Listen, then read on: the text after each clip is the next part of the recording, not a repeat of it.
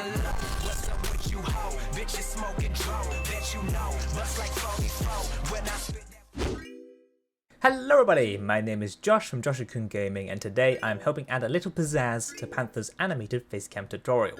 This will be your go-to step-by-step guide to making an amazing animated facecam to the quality that you know and love from this channel. So, without further ado, let's get into it. The first thing you're going to want to do is open up a new Photoshop document.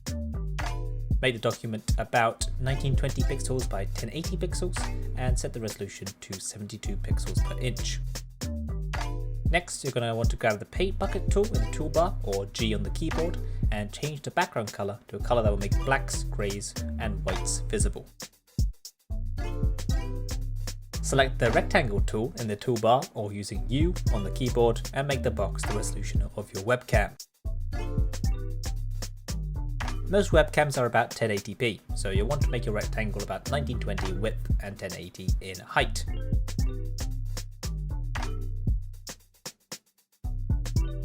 Using the Move tool, or V on the keyboard, align the rectangle to the middle of the canvas. Pink guides will appear when your shape has aligned vertically and horizontally, so you can check when it is exactly in the middle. To edit the size of the rectangle, go to Edit and Free Transform, or Control T, or Command T on a Mac. Size the rectangle down to a workable size, around 50% or 60%.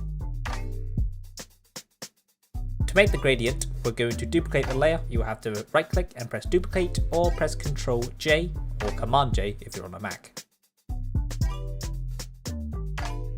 Open the properties window or use the shape tool and set the fill to none and change the stroke to a gradient of your choice. Personally, I prefer a nice pink to purple gradient, but that's just me. I'm going to go for something out there, like a purple and green. A horrible, sick, pit green maybe, into like a cyan, whatever you want. Make sure it's in tune with your channel and the kind of template or the direction you want to go to. So if you're going for something like a kind of futuristic kind of colours, you might want to go for some bright reds and blues, neon, that kind of thing. If you're going for a more toned down version, you might want to go for maybe some blacks and some dark greys, something like that. After you've picked your colours, make sure that you've changed the stroke value to around 10 or 12 pixels.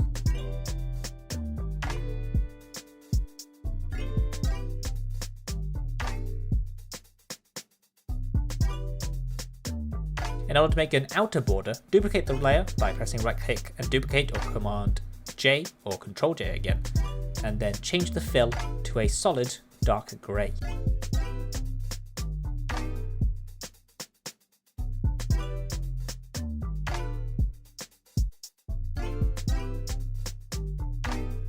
Oh, you can do it via the little folders there. That's quite nice. That's quite handy, isn't it? Ah, well, we're all learning something new here. Does that look so much better?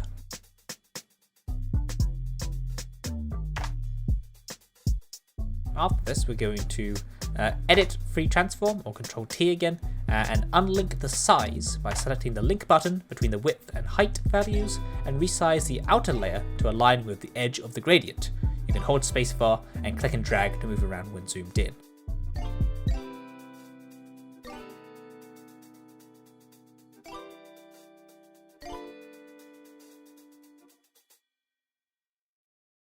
Just gives it a bit more of a crisper feel, you know, make it ever more professional.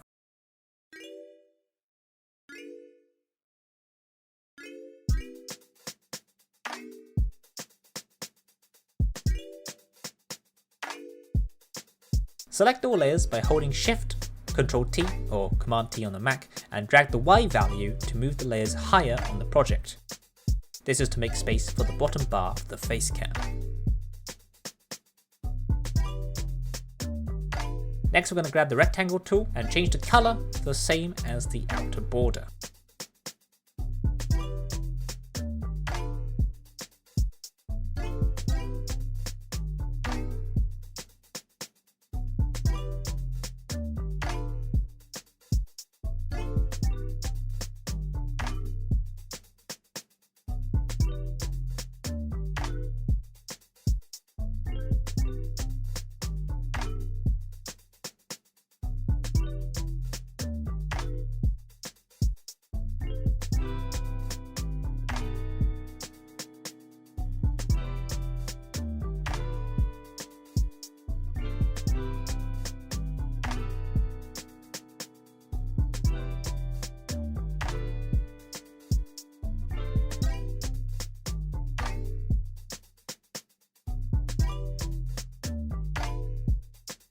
Next thing you're going to want to do is press right click on your rectangle and then go to perspective. Then you're going to drag the bottom corner inward to around 45 degrees. This is to give your Facecam a bit more of a dynamic feel. So it's not just a very static square.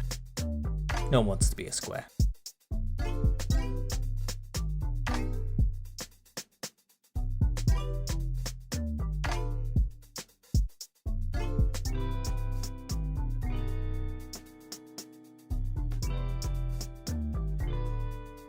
Next we're going to duplicate the layer.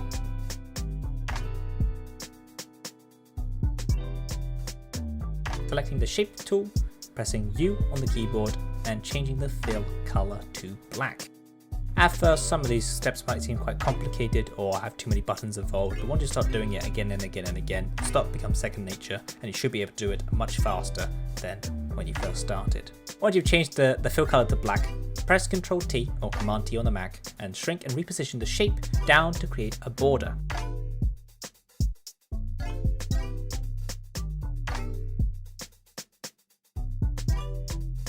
Next you're going to want to right click on your Rectangle 1 copy layer and rasterize the layer. After that, grab the selection tool, which is M on the keyboard, and highlight the part of the shape that overlaps on the outer layer. Hit delete to delete the highlighted part of the shape and press Ctrl D, which is Command D of course on the Mac, to deselect.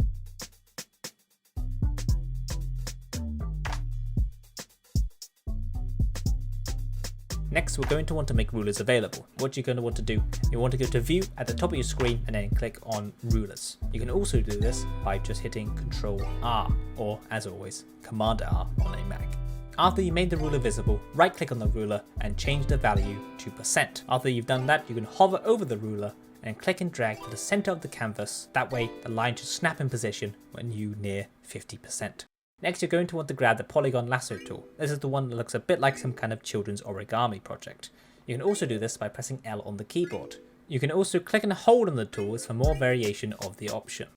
To create an icon box, click somewhere above the shape and hold Shift to create a line at a 45-degree angle. You can click to create a new point and create a thin, slanted rectangle. Hit Delete to make a space between the icon box and where names will be placed. Next, grab the selection tool, or M on the keyboard, highlight the opposite half of the rectangle and delete it. Then you're going to duplicate the layer, which is Ctrl J again, Command J on the Mac, and Ctrl T or Command T on the Mac to transform, and right click and select Flip Horizontal. Drag the half of the rectangle to align with the center of the canvas. Pink guidelines will appear when your shape has aligned vertically and horizontally, just like you did at the start. Highlight both sides of the rectangles by shift clicking each layer and then Ctrl E to merge layers. To delete the ruler guideline, click and drag it over the ruler percentage, or Ctrl H to hide guidelines.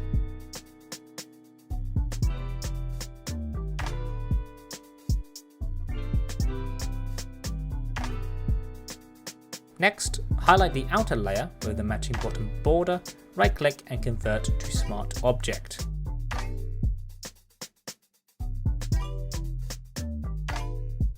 Open blending options by right-clicking and selecting blending options or by double-clicking on the layer. Add a gradient overlay, make it a dark gradient to ensure that the colors of the main border pop out. And it looks super goddamn cool.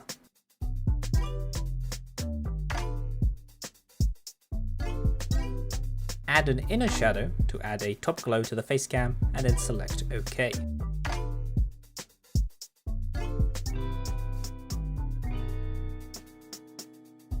Select the rectangle layer and open blending options by right-clicking and selecting blending options or by double-clicking on the layer. Select pattern overlay and import the pattern that is linked in the description below. To import patterns, select the little drop-down menu beside the pattern, hit the settings button, which is the little cog, import patterns, and then right-click the downloads folder and open a new window. Then you can extract the pattern, and once you've extracted the pattern, you can drag the .pat file into the Adobe pattern folder. Then you can click Load. Then you can open the Dark Metal folder and select any pattern and edit down scale and opacity. Next, add an inner shadow and an outer glow to separate the border between the background and select OK. You can fiddle around with these as you so wish to see which one you like and what looks good to you.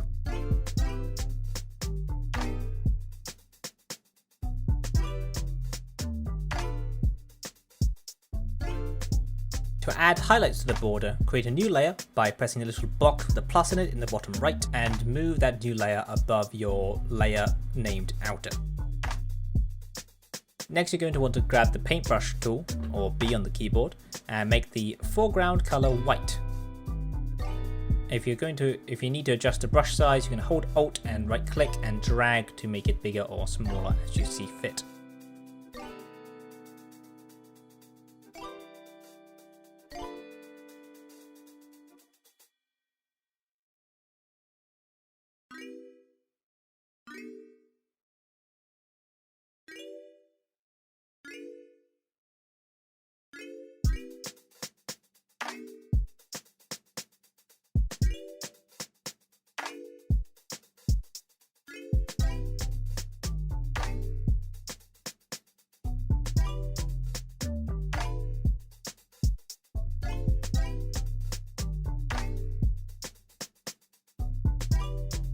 Change the opacity of the layer or switch to blending mode to tone down the highlights.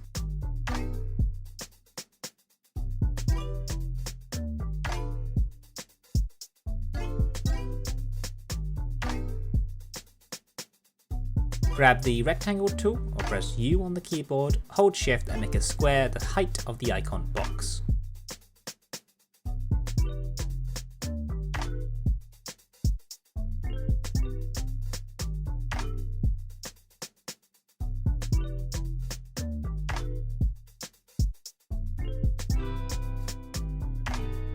Next you're going to want to open properties and change the fill to none and stroke to the gradient of your choice and the size to around 2 or 3 pixels. You can make them the same color gradient as the one above, or you can just kind of go a bit free flow with it. Do whatever the hell you want, man. Your life.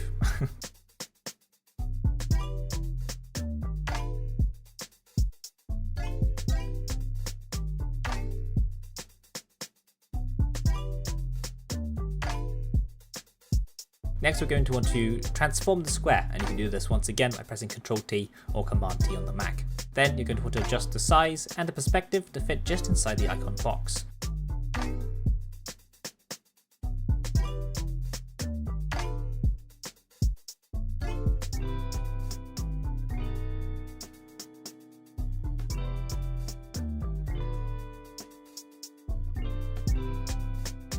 Once you're happy with your icon box, select it and duplicate the layer by pressing Ctrl J or Command J on the Mac, right click, flip horizontally and align the shape to the opposite icon box.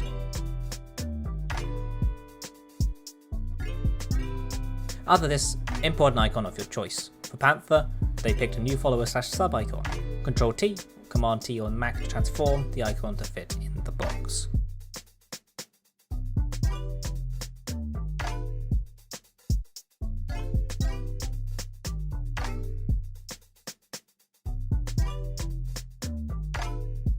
For a donation icon, grab the text tool, which is T on the keyboard for a shortcut, hold shift and type 4 to get a $sign. Of course you can also put up the euro or the pound symbol if you are in other states, countries, kingdoms. Make sure you're changing the font size to fit the box.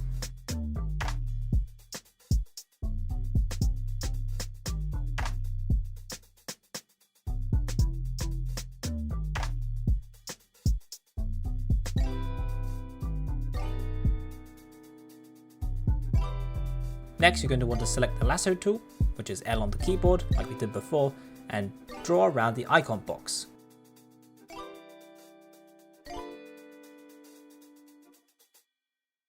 Then select the move tool, which is V on the keyboard, and use the alignment options to move the icons in the middle of the box.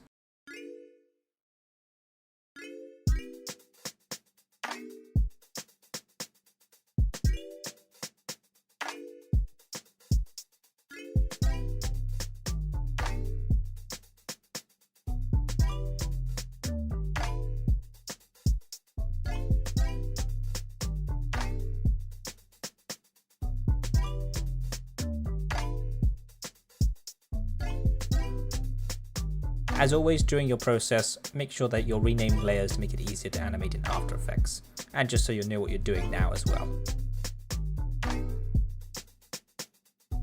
Now you want to shift click the highlight layer and the outer layer, right click and convert to Smart Object. If you want to, you can also rename to Border, which is optional. To make it drop shadow, highlight all layers by shift clicking and duplicate the layers with Ctrl J. Then merge the duplicated layers with Ctrl E. Double click on the layer to open blending options, add a black color overlay and drop shadow.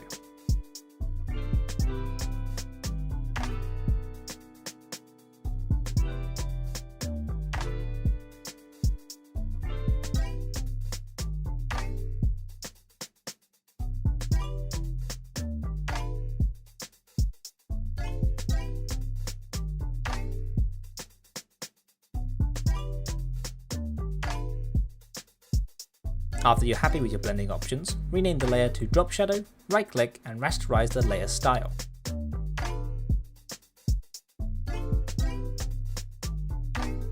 Then you want to click and drag the layer to the bottom of all the layers. Grab the lasso tool again, which is L on the keyboard, and draw around the border.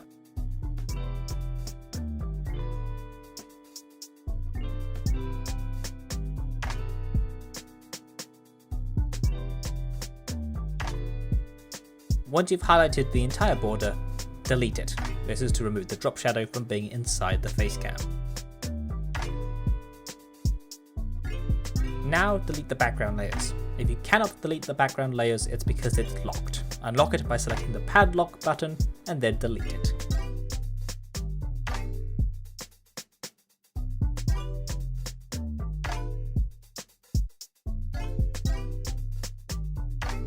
Highlight all layers, Ctrl T. Move the Facecam until it is aligned in the middle of the canvas.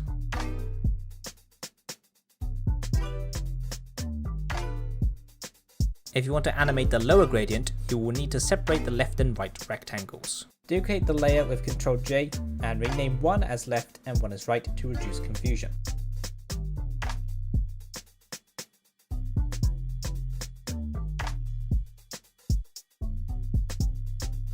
With the right layer selected, grab the pen tool. Hold Ctrl and select on the left rectangle, then select on all 4 points to delete them.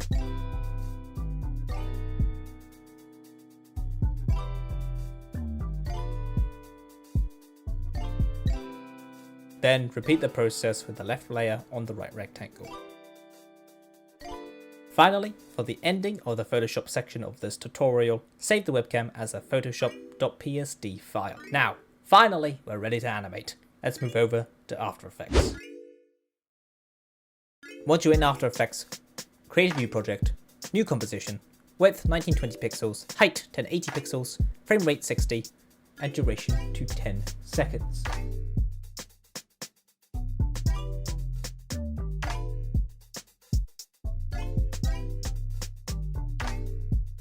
Next, you're going to want to right click in the Project tab and import the Facecam PSD file. Set import kind to composition and layer options to editable layer styles. Drag the webcam composition into the timeline. Double click on the webcam composition to open it. Select the gradient layer, right click on it, hit layer styles and then gradient overlay.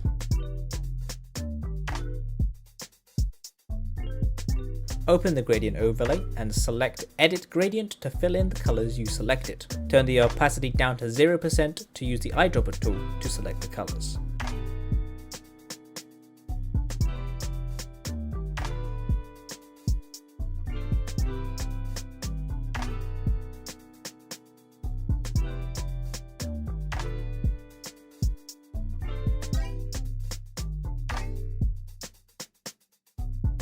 With the player head at the start of the timeline, select the clock next to angle, drag the player head to the end of the timeline and change the value to 2 × 90.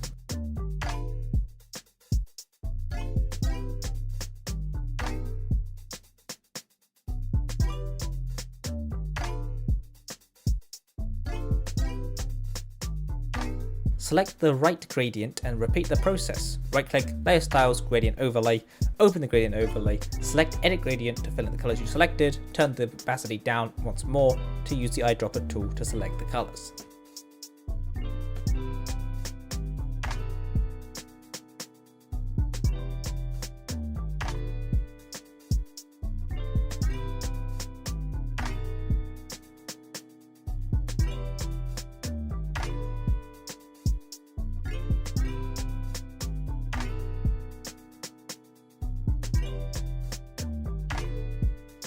However, with the player head at the start of the timeline, select the clock next to angle.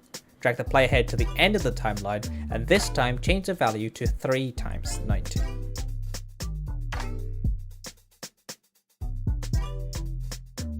With the player head at the start of the timeline, select Gradient Overlay and copy the layer style with Ctrl+C or Command-C on a Mac.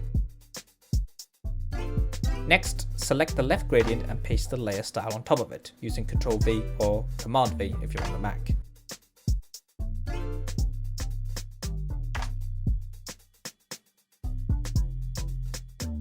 Next, select the donation icon, grab the anchor point tool or Y on the keyboard, and then drag the anchor point to the middle of the icon.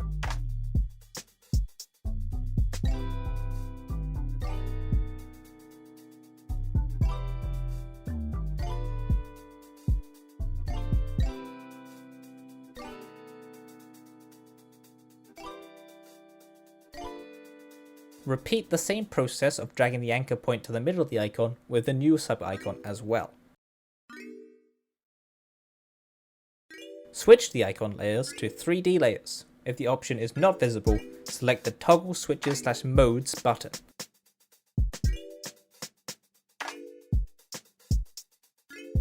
Drag the player head to a time you want the action to happen, for example 6 seconds.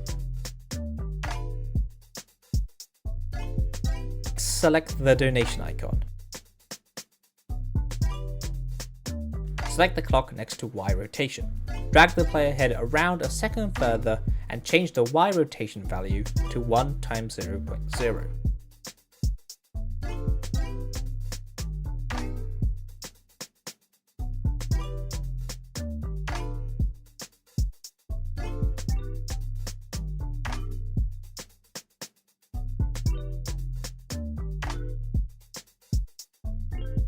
Highlight the keyframes by click and dragging over the keyframes. Select F9 on the keyboard to change the keyframes to a smoother rotation. Select the Graph Editor button to change the speed of rotation.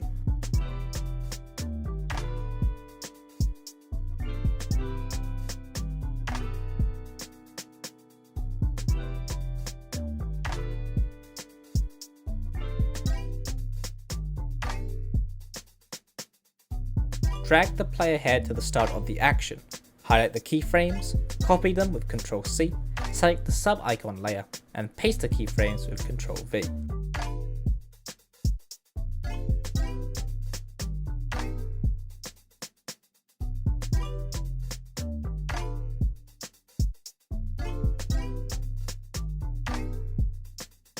To make the border have a shine effect, switch to the main composition.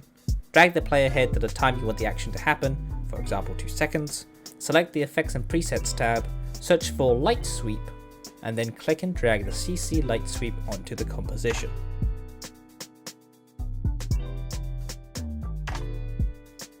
Drag the light sweep point to one side of the composition, click the clock next to center, grab the playhead around 1.5 seconds later, and then grab the light sweep point to the other side of the composition.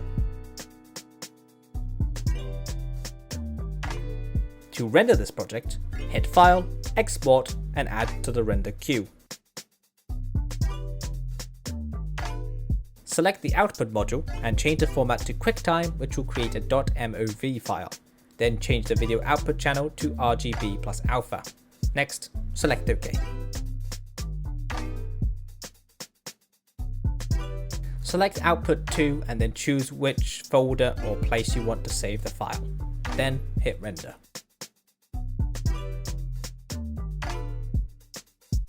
Finally, let's open Streamlabs/OBS.